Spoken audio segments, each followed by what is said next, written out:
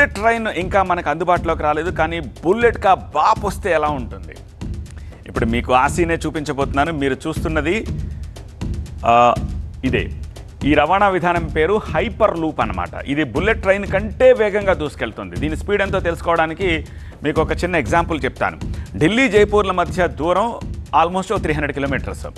రైల్లో వెళితే ఒక 5.5 గంటలు పడుతుంది. కానీ అదే హైపర్ లూప్లో వెళితే మీరు ఎంతసేపట్లో చేరుకోవచ్చు అనుకుంటున్నారు? నమ్ముతారా? కేవలం అరగంట. అంటే 300 కిలోమీటర్ల దూరాన్ని ఈ హైపర్ లూప్లో ట్రైన్లో కనుక వెళితే హాఫ్ అన్ అవర్లో మీరు చేరుకోవచ్చు. ఐఐటి మెడ్రాస్ వాళ్ళు దీన్ని రూపొందించారు. దీని గురించి మరిన్ని డీటెయిల్స్ చూద్దాం.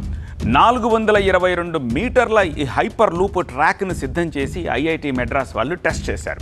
హైపర్ లూప్ అంటే వేగంగా ప్రయాణించేందుకు తయారు చేసే ఒక హై స్పీడ్ ట్రాక్ అన్నమాట. దీనికోసం ప్రత్యేకంగా విద్యుదయస్కాంత ట్రాక్ని తయారు చేస్తారు. ఒక ప్రత్యేకమైన ట్యూబ్లో ఈ ట్రాక్ ఉంటుంది.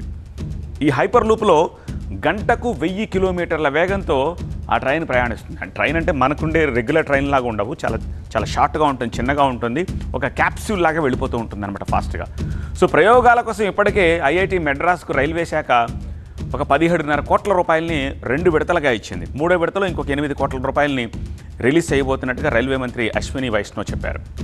ఇక చైనాలో కూడా ఈ హైపర్ లూప్ ప్రాజెక్టు జోరుగా సాగుతోంది. దానికి సంబంధించి ఒక్కసారి అశ్విని వైష్ణవ్ రైల్వే మినిస్టర్ ఏమన్నారో చూద్దాం. Further developing the product is ready, then within the railway setup we will start the first commercial project. We'll decide a site which can be used for good commercial transportation of, let's say, some 40-50 kilometers. That kind of site we will decide, and then we will go for it.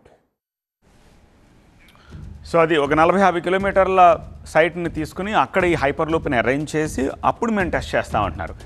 చైనాలో కూడా ఈ hyper loop project జోరుగా సాగుతోంది. ఈ విషయంలో మనకన్నా dragon country చాలా అడ్వాన్స్డ్గా ఉంది. ఇప్పటికే చైనాలో హైపర్ లూప్ ట్యూబ్ సిద్ధమైపోయింది. భవిష్యత్ అంతా ఈ హైపర్ లూప్దే అంటున్నారు.